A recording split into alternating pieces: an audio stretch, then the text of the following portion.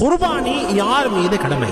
இந்த 3 விஷயங்களை விளங்கிக் கொள்ளுங்கள். முதலாவது, இந்த 3 நாட்கள் குர்பானி கொடுக்கக்கூடிய 3 நாட்கள், பிறை 10, 11, 12 மகரிபுக்கு முன்னாடி வரைக்கும், இந்த 3 நாட்களுக்குள் யாரிடத்தில் தங்கமாக இருந்து 87 கிராமும் வெள்ளியாக இருந்து 612 கிராமும் அல்லது அதனுடைய கிரயமோ இருந்தால் நிச்சயமாக இவர்கள் மீது குர்பானி கடமை.